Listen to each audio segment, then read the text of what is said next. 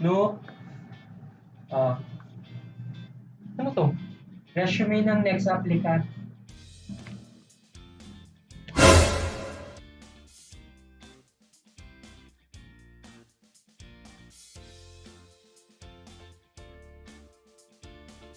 Good day, everyone, and welcome to another edition of Nukie's Nook, where we will be talking about personal and professional development. My name is Nukie. I am your certified human resource professional and life coach.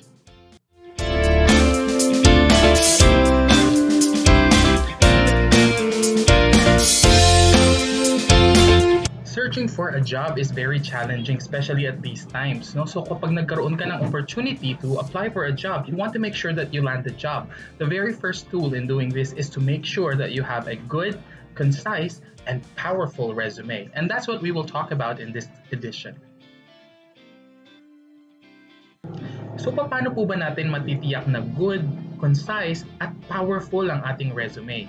Siyempre magsisimula po yan with a good professional summary. Marami po sa atin pag nagsimula tayo ng resume, ang ginagawa natin ay nilalagyan natin ng objectives. And while there's nothing wrong with that, sometimes it can be counterproductive because it looks like you're trying to look good for a pageant instead of applying for a job. Now, instead of doing that, you can come up with a short professional summary. This would be 1 or 2 sentences that will describe who you are as a professional, as well as the length of experience that you've had in your profession. It can also talk about your skills. So think of it as if you're answering the question in 1 to 2 sentences, how would you describe your work experience? So once we are done with creating our professional summary, the next step is to enumerate the relevant skills that you have. For most people, they are comfortable putting it at the later part of their resume, but perhaps we are forgetting something. Tayo po ay hina-hire ng mga recruiters na yan based on our skills. So all of the other credentials that you have become secondary in their decision. They have to make sure that you have the skills that they require. So it's okay to put it at the start to highlight that you are eligible for hiring in that particular job. Of course, we have a couple of tips when it comes to writing your skills. First, you want to make sure that the skills that you are indicating are relevant to the job na hinihingi nila. Siyempre po, no, you don't want to put singing there kung hindi ka naman nag-a-apply as a singer. If you're applying for, let's say, a position like a secretarial position, you might want to highlight organizational skills or your organizing skills.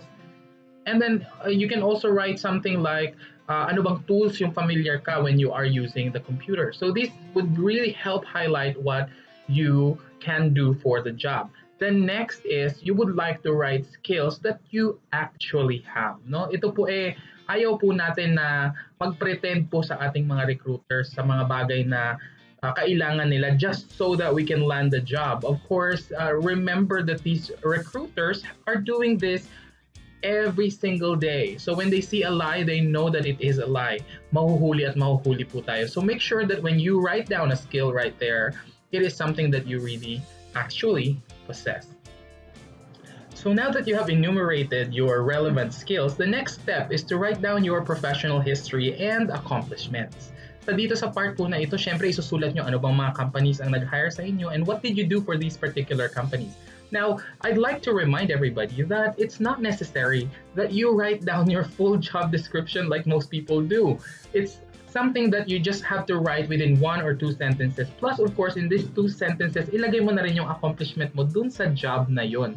Understand that your recruiters may not have all the time in the world to take a look at every single detail about your job. Now, if they do have questions, they would be able to anyway ask it later on during the interview. So you can reserve those details for the interview and just put really the highlights of your job as well as your major accomplishments for each task that you have done in the past.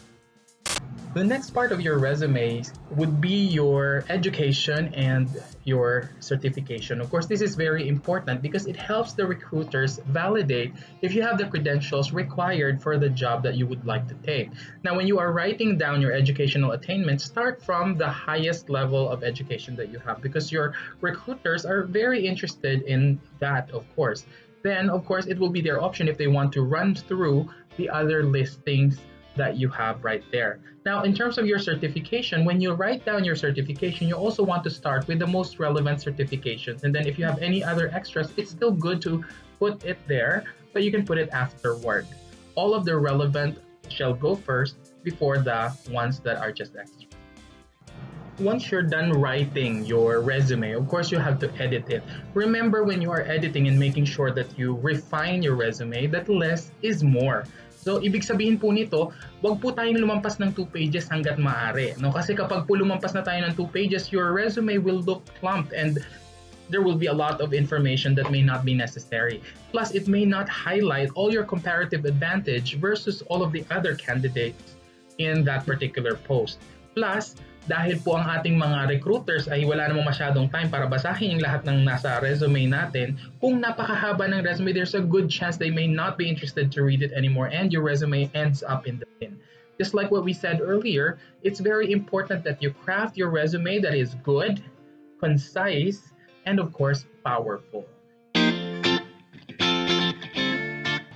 So that's what we have for today's edition. We hope that we are able to help you build a powerful resume that you can use dahil nga po kakaunti ang ating opportunities ngayon, that it helps you maximize your chances of landing the job that you're applying for during this pandemic. Now, if you have any other topics that you would like us to discuss, especially if it's related to professional and personal growth, please comment down below. And for more discussions like these, you can subscribe to our YouTube channel and you may also like us on Facebook. Now remember, at COMPETAD, we want you to have the competitive advantage. Goodbye for now.